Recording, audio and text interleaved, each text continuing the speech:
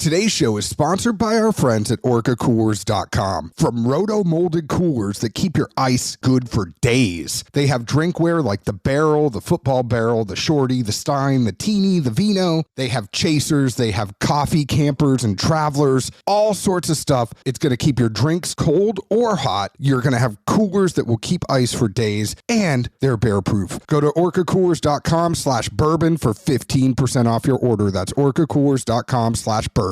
Today's show is also sponsored by our friends at Old Limestone Mixing Water. It is the mixing water of Kentucky bourbon. We are firm believers here at Dad's Drinking Bourbon. Drink however you want to drink. You want ice in it? Put ice in it. You want to put some water in it? Put water in it. And if you're going to put water in it, use water that was filtered through limestone in an aquifer that's 130 feet under the ground. Old Limestone's unique Kentucky limestone aquifer produces a rich, velvety, smooth water with hints of calcium and magnesium, which amplify flavors. Yet with no iron at all, you can make bourbon anywhere you want, but 95% of it is made in Kentucky because the water is special. Use Old Limestone water to mix. Take the taste test. Pour a bourbon neat. Sip it. Now add Old Limestone, swirl it, and sip again. Check out Old Limestone at oldlimestone.com, or they're available at a store near you or online. Bourbon and Beyond this September in Louisville, Kentucky with Bruno Mars, The Killers, Black Keys, Brandy Carlisle, plus Duran Duran, Billy Strings, The Black Crowes, The Avett Brothers, Blondie, and so many more. Bourbon and Beyond, September 14th through 17th in Louisville, Kentucky. All passes on sale now for as low as $10 down at bourbonandbeyond.com. What is going on, Zeke Baker? You know, just another beautiful below freezing night in Nashville, Tennessee. Although I will say, I'll throw this out there. It's not necessarily cold open material, but I mean, this is literally cold open. You talking about the temperature. Well, so, we had that freeze, like 5-6 weeks ago back now, when it was just, brutal, like nasty cold. Yeah, I think that's the last time we put a podcast out too. That's possible. But I've had the house for 7 years, I think now. Same plant's been out there, but this freeze, it got them. I mean, it nuked every single little shrub, whatever I have in front of the house. So I'm going to go get some new ones, right? Springtime. I probably should plant them a couple weeks ago. Oh, well, I'm behind. What's new? So then, Carlos and I go to Home Depot. They don't fit in the Honda. He's got an SUV to work, right? Well, we get looking, and I'm like, man, my mama's coming up here this weekend. I don't know if I'll mess this up, but the very last thing I want to do is buy some plants and then waste my time and energy getting them in the ground. And then she rolls up in here like, well, dumbass, what'd you plant them for? They ain't going to make it. That ain't the kind of thing you plant this time of year, or anything to that effect. And about that moment, I just had a little bit of anxiety. And I was like, Los, we out. Let's go get a drink. That was quick. A quick Home Depot run. Although my point is now, this week, it's back to freezing. Kind of makes sense. Third week of March, winter always gets in one last shove, I guess you could say, before it says goodbye. That's going to be this week. Luckily, no snow, bullshit, etc. But I'm glad, all in all, I didn't plant anything about 10 days ago because it'd probably just be dying right now. I'm glad to. Anyone in Northwest Georgia, this week was the 30th anniversary of the blizzard of 93. If you know, you know.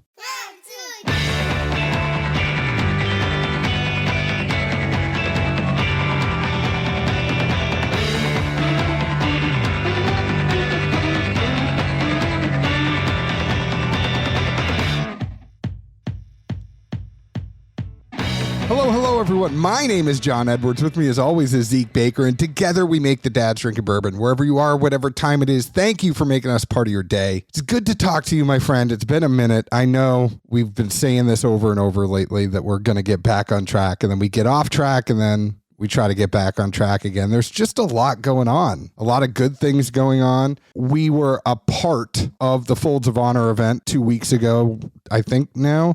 We raised with them and a whole lot of other people that were a part of it. There was over $200,000 raised for Folds of Honor. So that's something crazy, like 40 scholarships that go out to the children and spouses of wounded and fallen service members and first responders. So that is such a good event. Go to foldsofhonor.com, find out more. Follow Folds of Honor Tennessee on Instagram, find out what they're doing. There's a Rock and Jock softball game. There is a golf tournament later on this year. There's other fun stuff that's going on. So follow Folds of Honor, give to them. They are a great organization to give to.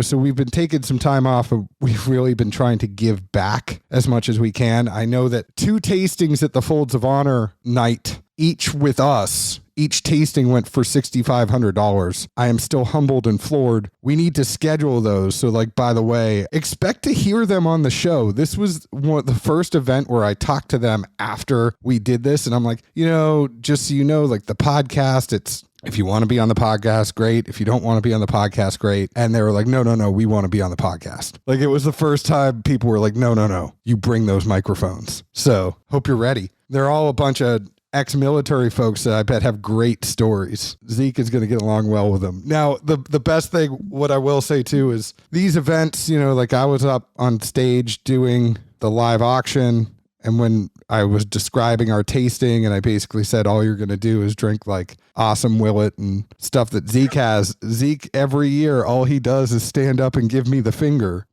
And then this is 2 years in a row. He has just stood up and given me the finger. And I'm in front of all these people on this stage, nervous and rambling anyway, right? I probably talk too much. And Zeke's up there just giving me the finger. I know.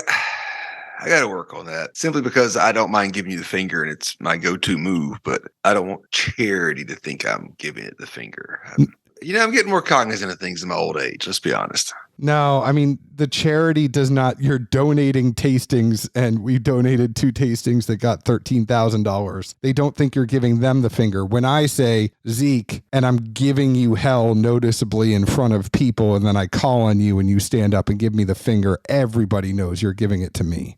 All right, I feel better then. I did have a little remorse after the last event. No, not at all. Nobody thinks that you were giving them the finger. They all know you were giving me the finger. But yeah, we'll dig deep in the vault, so to speak, on all the random stuff I don't know that I still have that we can find for pours. We'll find some random shit. It's okay. And you've seen my cabinets here. They don't have spices. Fun fact, if you go over to Zeke's house, under the kitchen sink, where you would expect to find pots and pans and cleaning supplies or whatever it is, right? Underneath Zeke's kitchen sink is just bottles. He doesn't have pots and pans there. He does have pots and pans. I mean, it is a house. He cooks his kids' food. But the big cabinet to the right of his sink is all bottles. That's the liquor cabinet. Lots of epic samples. Well, speaking of epic samples, we were able to get, and I have been following this craft distillery and wanted to taste it for a while. And then finally they reached out, because I don't think they have distribution here in Tennessee, but Still Austin Whiskey Company has been out for a while and really, really, really been wanting to try them. And they sent us some of their Musician. So this is the Musician. It is straight bourbon whiskey. It's at least 2 years old. It's 49.2 ABV, 98.4 proof. And it is 70% white corn, 25% rye, 5% malted barley. It is at least 2 years old, and it is the sweetness of chef-grade white corn. The same kind used in Austin's famous tortillas complements the spiciness of our high rye mash bill. Any questions from you, Zeke Baker? So the kicker, so to speak, is the corn, but it's a high rye mash bill? I don't really, it's 25% rye. So if we're thinking about stuff, They said high rye mash bill. I wouldn't put it, other people have mash bills that are known, or if you want to say the ones that have multiples, what MGP low rye is 21 and high is 36, right? Yeah. 25 is closer to 21. I would say that too. Fair enough. I don't know. It just kind of caught me off guard. Depending on the delivery, I catch random words like, how does that apply to this? Before I forget and we dive into the whiskey too much, you brought the tourney. Is Kentucky in this year? Because I don't know where they stand as a basketball program anymore. Yeah, neither do I. But they are a 6 seed. They are in. I'm surprised they got a 6 seed. I thought that was very generous for them. But kind of like a legacy play? Like, like once you win the Masters, you get invited back every year. Like, it's Kentucky. Who knows? No, there have been some times. There have been some times they're out, but I don't know. I was worried. Doubt George is in. I don't follow basketball, obviously, but I doubt George is in. We're doing okay. Yeah, them dogs ain't hell when it comes to basketball. I mean, for real though, like states have athletes. How can you recruit amazingly for one sport, not another? I don't get it. I really don't. Not to go down a rabbit hole, but like it just doesn't make sense, right? It doesn't. Not crazy. It doesn't. I know we went on this whole tangent here, but surprisingly enough, best of the SEC this year is Alabama. All right. Oh, I mean, last time I remember them being good was Sprewell was down there. There was another guy, Steele. Steele was his last name. I think his name was like Ronald, but he was pretty. Bama was pretty good then. I don't remember that one. Yeah, vague things I remember from my sports radio days. But anyways, it's like me in movies. Yeah, you're like this happened in 1999. I remember it like it was yesterday. Anyways, what did you think about this whiskey, Zeke Baker? So I tried the sample as it was. What proof did you say this is? 98.4. Really? Yeah, 98.4. Oh, wow. It had a lot of punch. Are you serious? Yep. I wish you all could see Zeke's faces. Like when people ask us, are we ever going to do? Yeah, 98.4. Zeke's face, he is just floored. Like his jaw has dropped all the way down. There's a lot of pauses here that I'm going to clean up because he just cannot believe that this was 98.4 proof. So this has a lot of pop or bite on the front end.